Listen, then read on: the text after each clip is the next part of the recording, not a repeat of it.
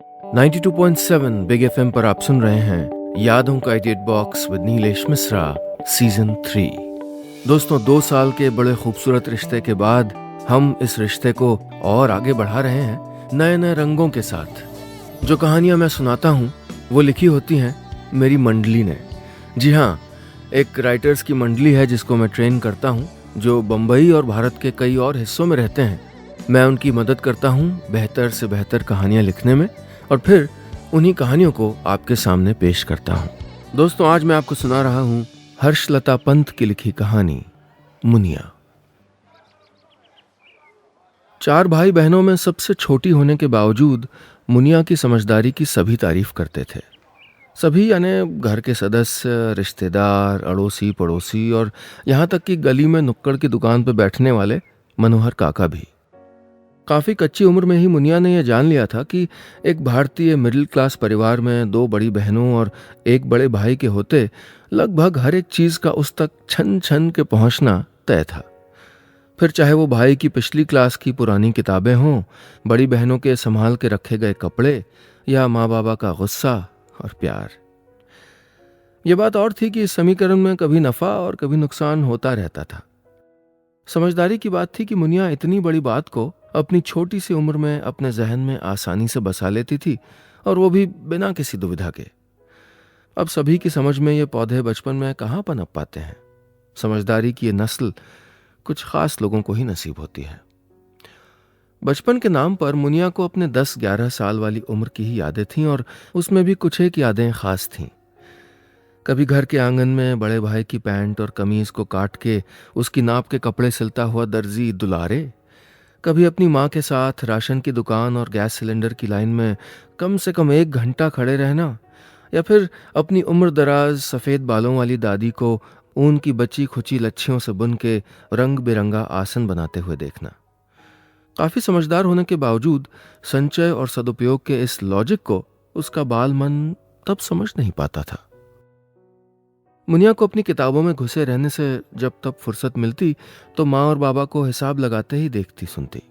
कभी बाबा का salary advance, कभी कभी बहन की मेडिकल की फीस, मंजली के एक नए सूट की फरमाइश भर से बिगड़ता घर भर का बजट, कभी भाई की कोचिंग क्लासेस, या फिर दादी के कमरे का नया हीटर जो 2 सर्दियां गुजर जाने के बाद ही आ पाया था। मुनिया ये सब देखती, सुनती, धीरे धीरे मुस्कुराती और अपनी गर्दन को फिर किताबों में घुसा लेती। वो कहते हैं ना कि कहीं ना कहीं घर के सबसे छोटे होने में एक बेफिक्री भी शायद विरासत में मिल जाती है, खासकर तब जबकि आपसे बड़े भाई बहन सामाजिक मापदंडों के आधार पर एकदम लायक निकल जाएं। ऐसी परिस्थिति में बेफिक्री ही समझदारी का दूसरा नाम होती है। अरे भाई, जब घर में बाबा, माँ, भाई और 2 बड़ी बहनें हैं तो जिंदगी का हसीन होना लाजमी है। मुनिया को ये यकीन था कि चाहे कुछ हो जाए, हर समस्या का हल उसके छोटे से घर की 4 दीवारों के भीतर मौजूद था। और ऐसी बेफिक्री पर तो 9 करोड़ की माया भी कुर्बान की जा सकती है। बस यही था बाल मन के नीचे पनपता हुआ समझदारी का अंकुर, और इसकी जड़ें कब कैसे फूटी ये तय कर पाना ज़्यादा मुश्किल नहीं था। एक टिपिकल भारतीय मिडिल क्लास, वहाँ कुछ और मिले ना मिले, ये वाला खाद पानी मिलना तय है। 92.7 बिग एफएम पर आप सुन रहे हैं यादों का edit box with Nilesh Mishra season 3। दोस्तों, आज मैं आपको सुना रहा हूं अपनी मंडली की सदस्य हर्षलता पंत की लिखी कहानी मुनिया। आज की कहानी में अब तक आपने सुना कैसे एक मध्यम वर्गीय भारतीय परिवार में छोटी बड़ी खुशियों को जीती है अपने परिवार की सबसे छोटी सदस्य मुनिया। अब आगे। मुनिया बड़ी हो रही थी। अब उसे सबके सामने मुनिया कह के बुलाए जाने में कुछ झेप भी होने लगी थी। जैसे ही माँ या बड़ी बहन किसी से परिचय करवाते तो वो फट से अपना नाम नंदिनी खुद ही बता देती। उसे लगता था कि मुनिया का संबोधन सामने वाले के जहन में उसकी बचकानी छवि पेश कर देगा, और अब उसे ये कुछ अखरने लगा था। भला मुनिया भी कोई नाम हुआ? सबसे बड़ी बहन का रख देते तो भी ठीक था कि चलो 2 ही लोग थे नाम सोचने वाले। अरे यहाँ तो माँ बाबा के अलावा 3 बड़े भाई बहन भी भरी दुनिया से बस यही नाम ढूंढ के लाए थे उसके लिए, मुनिया। खैर, मुनिया ने अपना नाम बदलकर नंदिनी कर लिया, और नंदिनी धीरे धीरे जितनी बड़ी होती गई उतनी ही समझदार भी।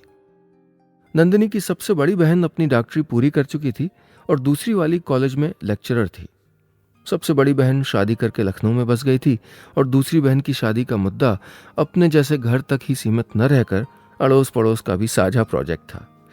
जब तब एक आध पड़ोसन इसको अपना परम कर्तव्य समझते हुए रिश्ता सुझाने आ ही जाती थी। भाई इंजीनियरिंग की पढ़ाई पूरी करके बिजली विभाग की सेवा में लग चुका था।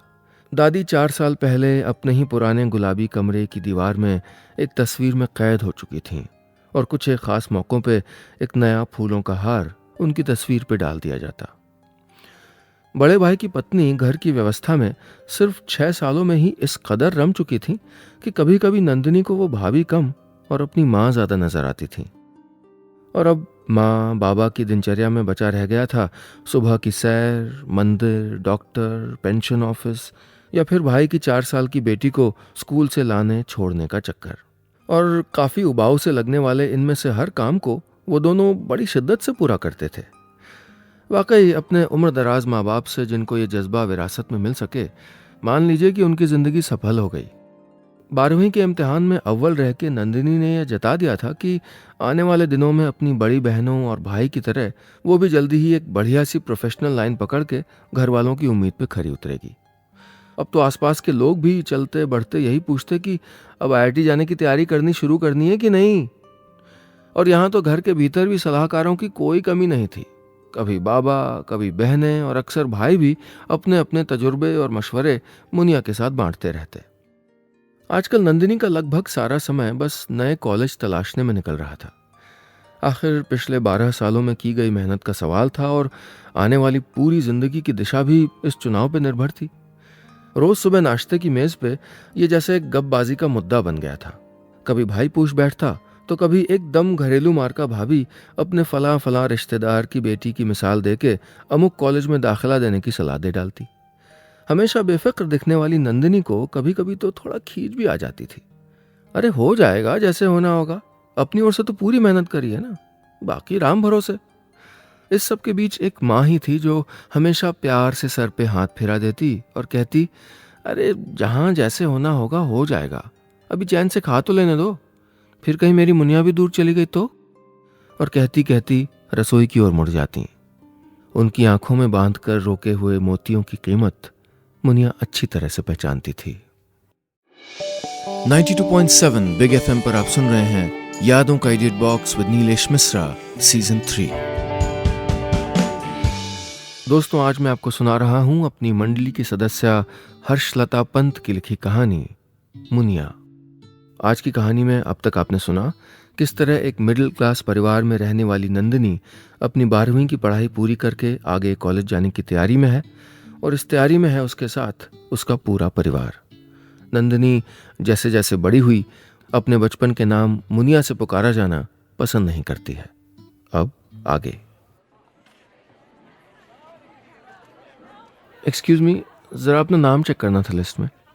नंदिनी ने ये शब्द जितनी शालीनता से कहे थे, ठीक उसी शिष्टता से वो युवक पीछे हट गया। हालांकि उसका हटना कुछ खास काम आया नहीं, क्योंकि जितनी देर में वो धीरे से उसको मात्र थैंक्स कह पाती, उतने में ही उस जगह 2 और लोग लिस्ट के चारों ओर जमी भीड़ में घुस चुके थे। नंदिनी धीरे से मुस्कुरा के उस युवक की ओर मुखातिब होकर बोली, कोई नहीं, अभी 5-7 मिनट का उबाल है, जरा देर में थम जाएगा, फिर इत्मीनान से देख लूंगी। युवक भी जवाब में सिर्फ मुस्कुरा भर दिया। नंदिनी कुछ दूर पड़ी एक बेंच पे जाके बैठ गई। बैठी बैठी इस सोच में डूब गई कि इतने सारे लोग चंद सीटों के लिए अप्लाई करते हैं और कुछ को ही सफलता हाथ लगती है। बाकी जो भी रह जाते हैं उनका क्या? शायद वो छूट जाए, पीछे रह जाए। तब यहाँ कौन पूछने वाला है कि किसने पिछले 12 साल में कभी झूठ बोल के क्लास बंक की कि नहीं, रोज माँ बाबा से सच बोला कि नहीं, बूढ़ी दादी को रात में सोने से पहले गर्म पानी की बोतल थमाई कि नहीं। ख्याल ऐसे कि खत्म होने का नाम ही नहीं ले रहे थे और साथ ही बढ़ा रहे थे नंदिनी के दिल की धड़कन कि कहीं अगर। आपके अपना रिजल्ट देख चुकी हैं? आज से ही क्लास करने का इरादा है क्या? ये सुन के नंदिनी पीछे मुड़ी।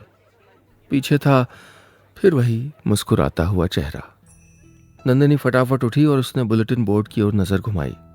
अब तक भीड़ कुछ छंट चुकी थी और आसपास के चेहरे कुछ खुश और कुछ उदास थे। तेज कदमों से बोर्ड की ओर बढ़ी और 1, 2 और 3 लिस्ट में ऊपर से तीसरा नाम था, नंदिनी वशिष्ठ। 2-3 बार जल्दी जल्दी पढ़ डाला। आखिर इलाहाबाद शहर के सबसे नामी इंजीनियरिंग कॉलेज में दाखिला मिला था, वो भी मेरिट पोजीशन के साथ। उसने तुरंत बैग में से फोन निकाला और माँ को लगाया। हाँ माँ, हो गया आपकी मुनिया का एडमिशन, तीसरे नंबर पे नाम है। यहाँ काफ़ी शोर है, बाकी बातें घर आके। सारा कुछ एक सांस में बोल गई और फ़ोन काट दिया। बात करते वक्त नंदिनी ने अपनी खुशी अपनी ऊंची आवाज़ में आसपास खड़े सभी लोगों को भी जाहिर कर दी थी।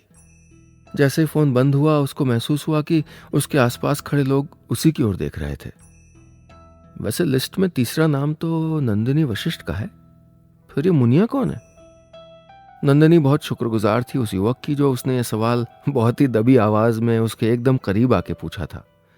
थोड़ा झेंप जरूर गई थी, लेकिन न जाने क्यों गुस्सा नहीं आया उसकी इस बेबाकी पर। फटाफट एनरोलमेंट डेस्क पे पहुंची और ज्वाइनिंग की तारीख और बाकी जानकारी लिखने के लिए बैग से कागज़ निकाला। ओहो, जल्दी में शायद पेन रखना ही भूल गई थी। पेन तलाशती नज़र इधर उधर घूम ही रही थी कि ठिठक गई। कॉन्ग्रेचुलेशंस नंदिनी, मुनिया शायद पेन ढूंढ रही है, उसे दे दो और कहना अगली बार बैग में रखना ना भूले। जल्दी जल्दी सब नोट करके नंदिनी ने उसको पेन लौटाया तो बोला, हम शायद फिर मिलेंगे जल्दी। और इतना कह के वो भीड़ में कहीं गुम हो गया और छोड़ गया सिर्फ अपनी मुस्कुराहट। 92.7 बिग एफएम पर आप सुन रहे हैं यादों का edit box with Nilesh Mishra season 3। दोस्तों, आज मैं आपको सुना रहा हूं अपनी मंडली की सदस्य हर्षलता पंत की लिखी कहानी मुनिया। आज की कहानी में अब तक आपने सुना कि नंदिनी को इलाहाबाद के नामी कॉलेज में दाखिला मिल गया है और इसी दौरान एक दिलचस्प शख्स से उसकी मुलाकात होती है। हालांकि नंदिनी अब तक उसका नाम तक नहीं जानती। अब आगे। दाखिले की खबर आने के बाद पिछले 20 दिन किस तेजी से छूमंतर हुए, ये समझ पाने की कोशिश करना भी बेकार था। शुरुआती बधाइयों और मिठाइयों के दौर के बाद कुछ एक दिन तो ये सोचने समझने में गुजर गए कि कैसी होगी हॉस्टल की जिंदगी। नया शहर, एकदम नए लोग, जो भी मिलता वो बधाई के साथ साथ एक मशवरों की सूची भी थमा जाता। अरे भाई, इस मुल्क में एक सलाह ही तो है जो एकदम मुफ्त में मिलती है। सभी की बातें सुन के तो नंदिनी का दिल अब बैठने लगा था, लेकिन साथ में इस नए माहौल के बुरे ख्याल में भी रह रह के राहत देती हुई वो मुस्कुराहट। क्या जाने उस अजनबी ने दोबारा मिलने की बात क्यों कही होगी। नंदिनी तो उस दिन अपने सिलेक्शन की खुशी में उस अजनबी से कुछ भी कहाँ पूछ पाई थी कि वो कौन था, कहाँ से आया था, एडमिशन के लिए ही आया था या महज एक इत्तेफाक था। बेटा तू कहे तो कुछ खाने पीने की चीज़ें भी बना दूं? तेरी दीदी कह रही थी कि हॉस्टल में घर की बनी चीज़ें बहुत स्वाद देती हैं।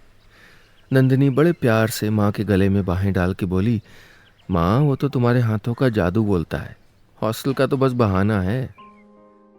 अपनी नन्ही मुनिया से ये तारीफ सुन के माँ की आंखों की नमी उनके गालों पे ढलक पड़ी और जाने क्यों आज उन्होंने ये मोती बांध के रख लेने की कोशिश भी नहीं की। बाबा ने इसी बीच एक नया बैंक अकाउंट खुलवा के उसमें कुछ रकम जमा कर दी थी, पैसों की फिजूल खर्ची से बचने की सख्त हिदायत के साथ। लेकिन साथ ही साथ ये भी समझाया कि नए शहर और नए माहौल में ज़रूरत पड़ने पर 2 बार भी ना सोचे। नंदिनी ने बचपन में अपनी दादी और माँ बाबा को बचत करते सिर्फ देखा था। हर छोटे और फजूल से लगने वाले मसले की बारीकी अब उम्र के साथ धीरे धीरे समझ भी आने लगी थी। ट्रेन में लेटे हुए घर को याद करते करते कब नंदिनी की आंख लग गई कुछ पता ही नहीं चला। बाबा बगल वाली बर्थ पे थे और पहले ही सो चुके थे। ऊपर वाली बर्थ पे बच्चे की रोने की आवाज़ से सुबह जब आंख खुली तो पाया कि इलाहाबाद पहुंचने में सिर्फ 10 मिनट ही बाकी थे। फटाफट उठी तो देखा कि साइड की बर्थ से बाबा नदारद थे। इससे पहले कि कुछ सोच पाती, वो दोनों हाथों में चाय के कुल्हड़ लिए मुस्कुरा रहे थे। उठो बच्चे, तुम्हारी नई जिंदगी की पहली सुबह मुबारक हो। एक कुल्हड़ चाय इस शानदार शुरुआत के नाम। अगले 2 घंटों में वो दोनों कॉलेज बिल्डिंग के सामने खड़े थे। बहुत फख्र से बाबा ने नंदिनी के सर पे हाथ फिरा के थोड़ा भर्राए हुए गले से कहा, बेटा ये देश का बहुत जाना माना कॉलेज है।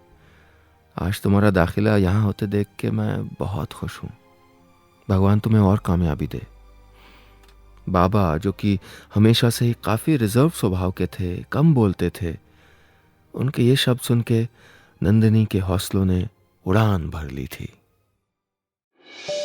92.7 बिग एफएम पर आप सुन रहे हैं यादों का edit box with Nilesh Mishra season 3। दोस्तों, आज मैं आपको सुना रहा हूं अपनी मंडली की सदस्य हर्षलता पंत की लिखी कहानी मुनिया।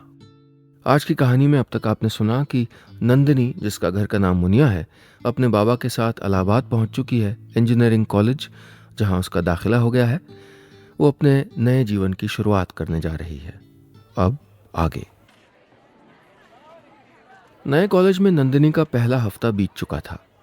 धीरे धीरे इस नए रूटीन की आदत डाल रही थी वो, थोड़े अनमने मन से। सुबह उठ के नहाने धोने की लाइन, फिर भाग भाग के डाइनिंग हॉल से 2 मिनट में नाश्ता खत्म करने की होड़, और फिर एक भारी भरकम दिन की शुरुआत। पूरे दिन भर की मशक्कत के बाद शाम होते होते जब तक हॉस्टल लौटने का वक्त होता, तो थकान से भरे शरीर खाना खा के बस बिस्तर ढूंढते थे। माँ बाबा से रोज रात 9 बजे एक छोटी सी बात जरूर करती थी और फिर सो जाती। और फिर अगली सुबह फिर वही भागम भाग।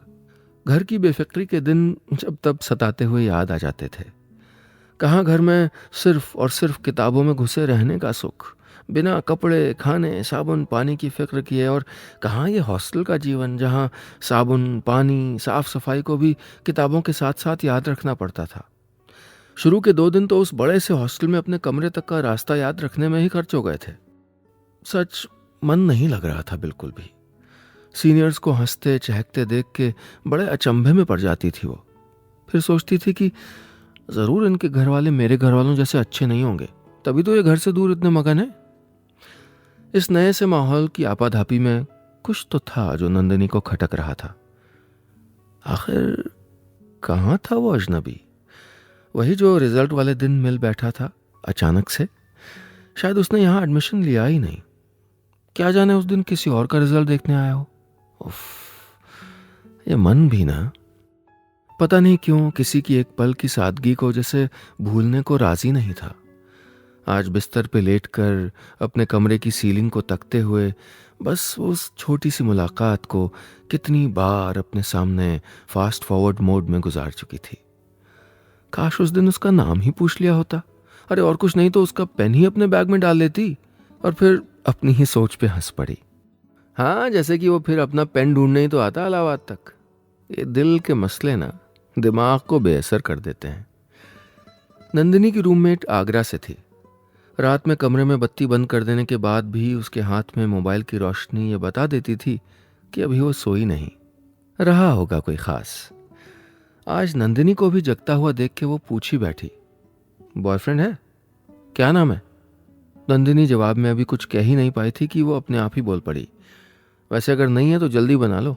कितनी बोरिंग लाइफ है तुम्हारी, वही कॉलेज, लेक्चर, खाना, हॉस्टल, सोना।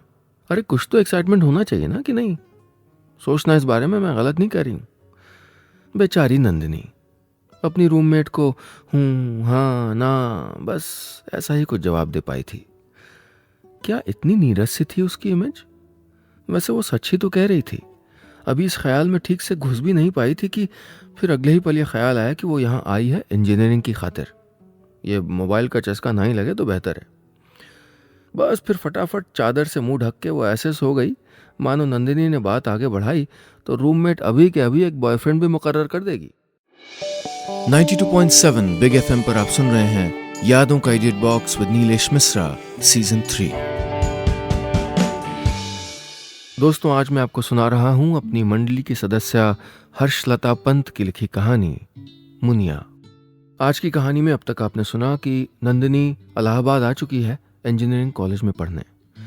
नए कॉलेज में रमना थोड़ा मुश्किल है, और इस बीच उसकी आंखें उस अजनबी को भी तलाश रही हैं जिससे एक पल के लिए एडमिशन के दिन मिली थी वो।